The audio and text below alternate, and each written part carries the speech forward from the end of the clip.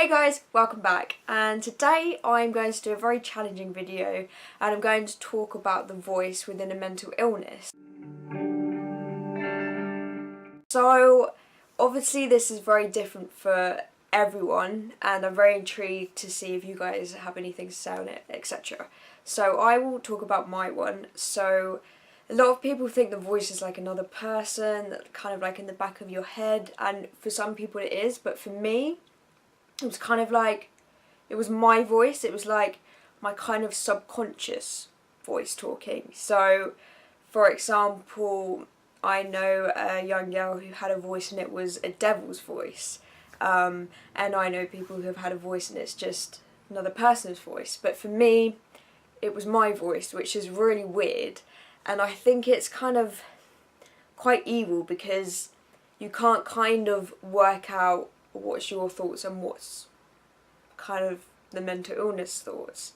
So if you have like someone else's voice or a devil's voice, you can be like, right, okay, that is the illness and this is me. Whereas me, it kind of disguised itself under as me.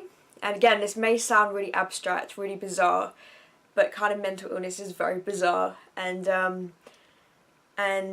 yeah, so I had my voice, and I found that not that it was any harder for me, it's hard for everyone, and I would be very interested if you guys write down below or message us or whatever about your experiences. But yeah, for mine, it was very bizarre because I would kind of brainwash, not really know what I was supposed to be thinking and what it was brainwashing me to be thinking. It was like I knew a lot of the things I thought were crazy, and I knew that was the illness, but still, because it was like my voice in the back of my head, it still felt like me, and I think that was really hard to kind of overcome that and be really strong with myself and be like, no, Sam, but that's not you, it's someone else. So yeah, that was quite difficult. And one other thing is,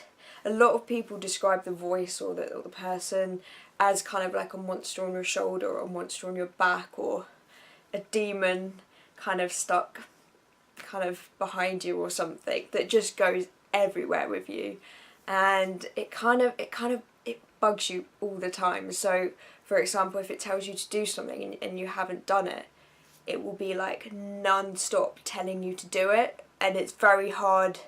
A lot of people I know who have had mental illness or have mental illness, you kind of can see in their eyes, they're kind of like distracted, they're kind of not quite concentrating because they're battling this bizarre voice in their head. And yeah, it just brainwashes you into thinking these things are important and tell you if you don't do this, something bad will happen, etc. And another kind of abstract way I thought of describing it was kind of like, so I'll get 20 things a day that I would find difficult. So for example, if I found one thing difficult, challenged it, it would kind of it would still be there in the back of my head until something else came and I challenged that. Then that would kind of go to the back of my head, and it would kind of create like a filing cabinet effect of files that are still there, but you've got ones that are more recent and ones that are kind of more at the back, but it's still all there. So I mean, sometimes my head can get very full, and I'm sure lots of people with mental illness can relate massively. So yeah, then you kind of, as more and more come, they kind of disappear, but they're still there in the distance, if that makes sense. How I started to get rid of it was, I had obviously the illness's voice, which was kind of my voice, but I managed to distinguish the difference between me and the illness. And then I had my mum's voice, bless my mum. I had the angel's voice, sounds really cheesy but it's true, who would kind of fight against the devil's voice. Okay, this is abstract, but this is how I'm going to try and get it across.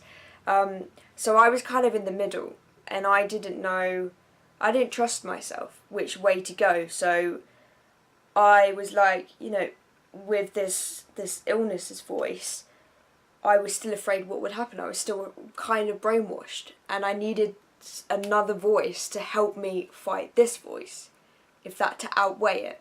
I felt very 50-50 with this voice over here, the evil one.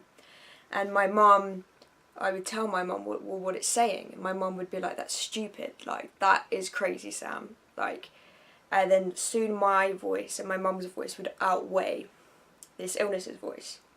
So I was very blessed I had my mum that would kind of give me allowance and permission to override it and know that it's okay. So I hope that made sense.